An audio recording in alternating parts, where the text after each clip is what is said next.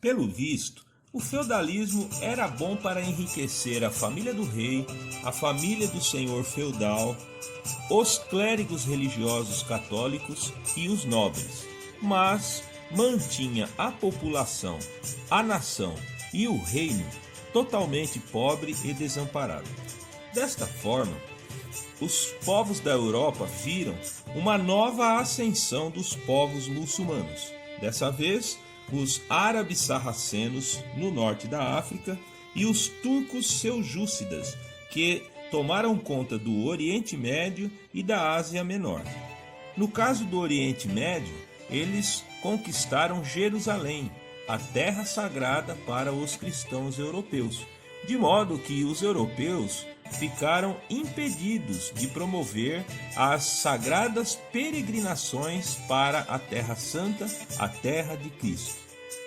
Foi aí então que o Papa instou os reinos ingleses e franceses a invadirem e a retomarem a Terra Santa, a reconquistarem Jerusalém da mão dos islâmicos. Foram as Cruzadas. Foram 9 tentativas, ou 9 cruzadas. Foi nesse período que surgiu os famosos Cavaleiros Templários. Eles não conseguiram retomar Jerusalém, porém, fora reiniciado um processo de movimentação de embarcações, de comércio e de intercâmbio cultural entre a Europa, o norte da África e o Oriente Médio. O comércio entre os europeus e os árabes islâmicos, como era na época do Império Romano. E isso deu um forte impulso para a economia de ambos os lados. Devido à posição geográfica da Europa em relação ao Oriente, o comércio e o intercâmbio cultural entre esses dois lados do mundo era bem dificultado. Só existia a Rota da Seda, era um caminho longo e perigoso.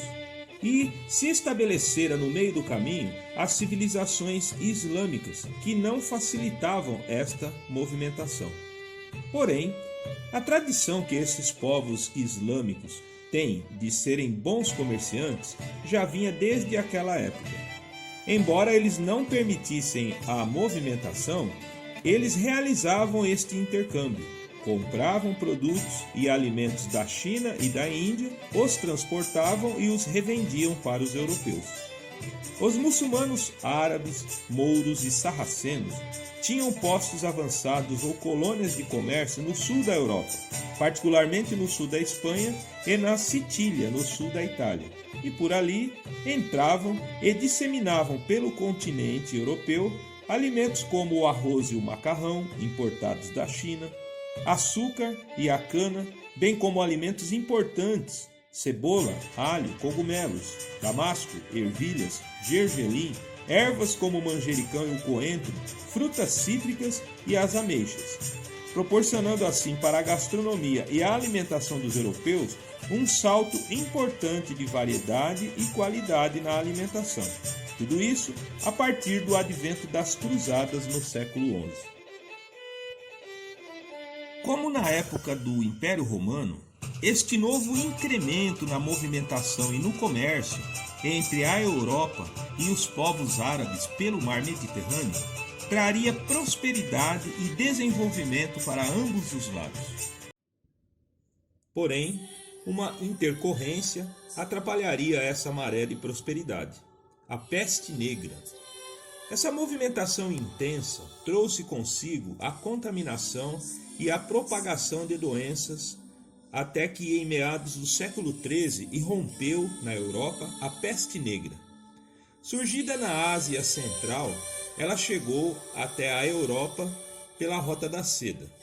A peste negra, ou peste bubônica, é causada pela bactéria Yersinia pestis e causa sintomas semelhantes a uma gripe forte, que evolui para a pneumonia, septicemia e os bubões, que hoje se sabe são os linfonodos inchados e escuros e repletos de matéria infecciosa.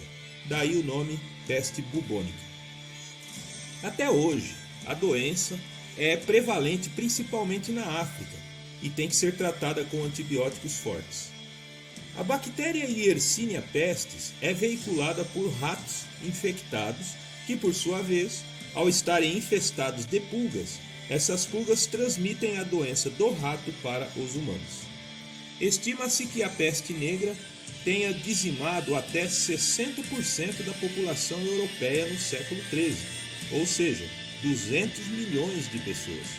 Como se pensava na época que as doenças eram disseminadas pelos odores fétidos espalhados no ar, os que tinham posses e os médicos andavam com máscaras parecidas a cabeças de pássaro, cheias de ervas, mas que não tinham valia, já que a doença contaminava através das picadas das pulgas. Os surtos iam e vinham por durante vários anos. Isso fez irromper superstições no meio religioso, de modo que a igreja atribuía essa calamidade ao castigo de Deus. Uma verdadeira caça às bruxas então começou a acontecer. Ondas de perseguição também contra judeus, estrangeiros, mendigos, muçulmanos e ciganos passaram a ser comum.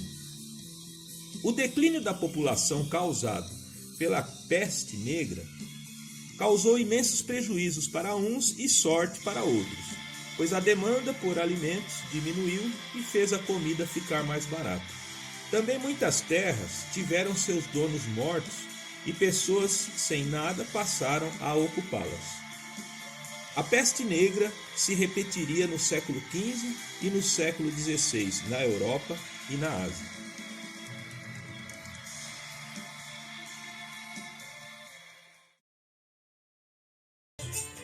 Como sempre acontece na história, as pessoas daquela época não tinham ideia de que aqueles acontecimentos resultariam no fim do Império Bizantino, na ascensão dos reinos turcos, otomanos e islâmicos e o fim da era e do sistema medieval.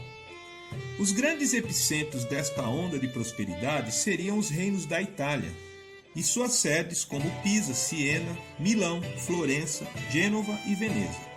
Também participariam do movimento a França, a Espanha, a Holanda e a Inglaterra.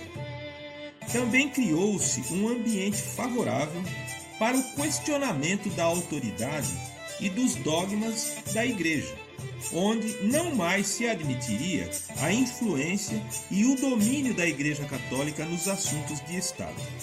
Também o ambiente seria favorável para a abertura e o desenvolvimento do pensamento e da experiência científica. Foi então que teve início, no século XIV, o Renascimento, um movimento cultural que influenciou todo o modo de vida e a organização social dos reinos da Europa. Também neste período é considerado como o início da Era Moderna.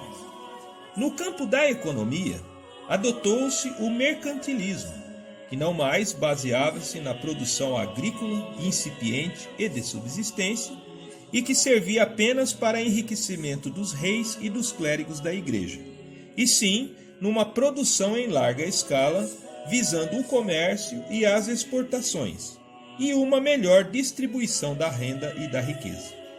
Também a Europa viu surgir o sistema bancário, e o dinheiro, nas mãos principalmente dos financistas judeus, serviriam para fomentar a atividade econômica, investimentos e comércio, incrementar a agricultura e principalmente a produção visando as exportações.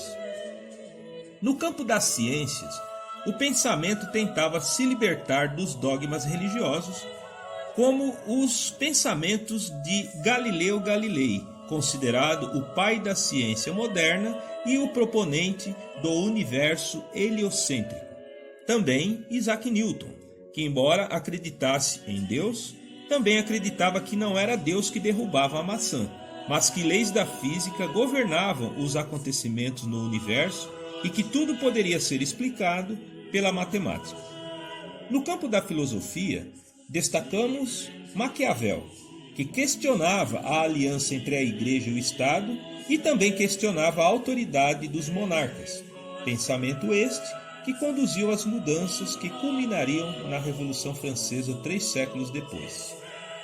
Também destacamos os fundadores da Revolução Científica, como o alemão Johannes Kepler, o inglês Francis Bacon e o francês René Descartes, onde todos defendiam o empirismo, ou seja, o que não pode ser demonstrado, replicado e experimentado pelas percepções humanas não deve ainda ser considerado como verdade científica.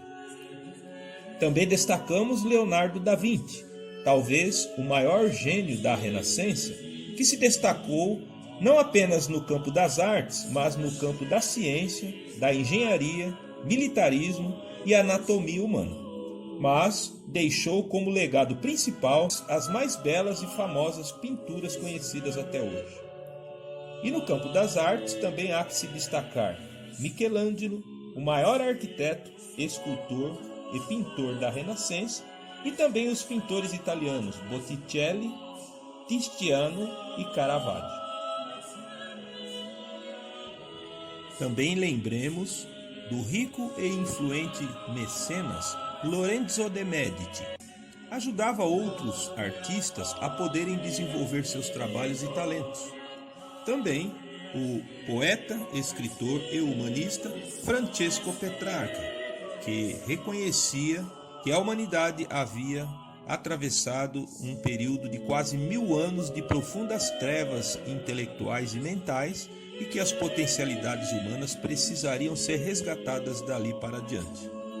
Também, fora da Itália, a Renascença recebeu contribuições importantes, como do francês Michel de Montaigne, no campo da literatura e do humor.